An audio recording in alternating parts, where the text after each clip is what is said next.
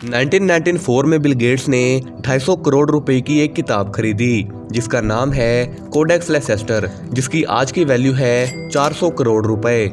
आखिर ऐसा भी क्या है इस बुक में कि टेक्नोलॉजी की दुनिया में तूफान बर्पा कर देने वाले इंसान बिल गेट्स ने इसे इतने महंगे दामों खरीद लिया। इस बुक में हमारी साइंस, एजुकेशन, आर्ट और टेक्नोलॉजी का फ्यूचर लिखा हुआ है। आज हम जिस टेक्नोलॉजी का यूज कर रहे हैं इसे 500 साल पहले ही लिख दिया था लियोनार्डो डा विंची ने, और ये बुक उन्हीं की है। लियोनार्डो पॉलीमैथ थे।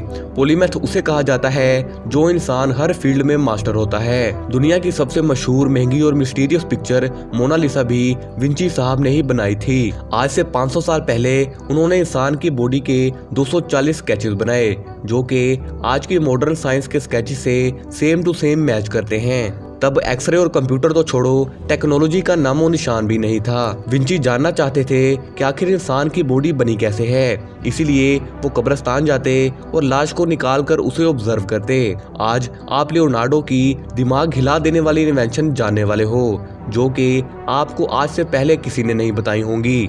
कहा जाता है कि विंची साहब के पास इम्पॉसिबल इमेजिनेशन स्किल थी। इम्पॉसिबल क्यों, अब ये सुनो। यह है इटली के मैप की पिक्चर जिसे सैटेलाइट से क्लिक किया गया है, और यह है 16वीं सेंचुरी का स्केच जिसे विंची ने बनाया था। उन्होंने सिटी को इमेजिन करके ऐसा स्केच बनाया कि अगर उसे ऊपर से देखा जाए तो वो इस तरह से नजर आएगा। उस वक्त सैटेलाइट और एरोप्लेन तो छोड़ो, इतनी ऊंची बिल्डिंग भी नहीं थी कि सिटी को इतने ऊपर से देखा जा सके। टैंक की इन्वेंशन भी विंची के बनाए हुए इस टर्टल डिजाइन को देखकर की गई है। लियोनार्डो ने 33 बैरल्ड ऑर्गर बनाया था जिसमें 33 छोटी कैरेबल की बंदूकें एक साथ फायर कर सकती थीं। 500 साल पहले के हिसाब से ये बहुत ही एडवांस मैकेनिज्म था। विंची राजाओं को चिट्ठी लिखते थे कि मैं आपके लिए ऐसे हथियार बना सकता हूँ जो कि आपके दुश्मन की आर्मी को चूर चूर कर सकते हैं। इसके अलावा कैंची, ड्रिल मशीन, कैलकुलेटर, रोबोट और दुनिया का सबसे पहला मूवेबल घर भी विंची ने ही बनाया था। दुनिया ने पहला हेलीकॉप्टर 1940 में देखा था, पर विंची ने 500 साल पहले ही हेलीकॉप्टर कैसे उड़ेगा, कैसे काम करेगा, इसका पूरा डिजाइन तैयार कर लिया था। क्योंकि विंची परिंदों से बहुत प्यार करते थे और वो ये जानना चाहते थे कि आखिर ये परिंदे उड़ कैसे पाते हैं, और इसीलिए उन्होंने हेलीकॉप्टर का डिजाइन तैयार किया।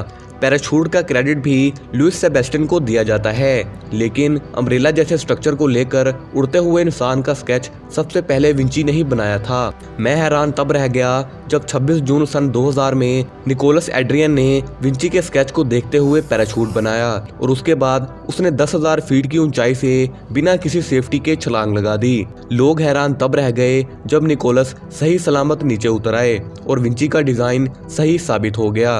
विंची की कई नाकाबिले यकीन इन्वेंशंस उनकी एक मशहूर जमाना पिक्चर मोनालिसा के पीछे छुप गई हैं।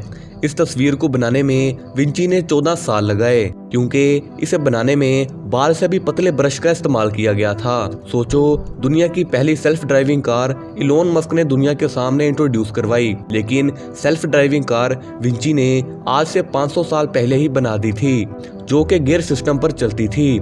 बात करें हम अगर विंची के थॉट्स की, तो मैं सिर्फ 7 लाइंस बोलने वाला हूँ और हर एक लाइन में डीप मीनिंग छुपा हुआ है। हो सके तो इन्हें कहीं नोट कर लो। विंची कहते हैं जो इंसान एक दिन में अमीर होना चाहता है उसे 1 साल में फांसी पर लटका दिया जाएगा। वो कहते हैं कि जिस तरह बहादुर होना खतरनाक है उसी तरह डर हमारी हिफाजत करता है। आप दिन के 24 घंटे पे कुछ नया सीख रहे हो तो भी आपके दिमाग को थकान नहीं होती।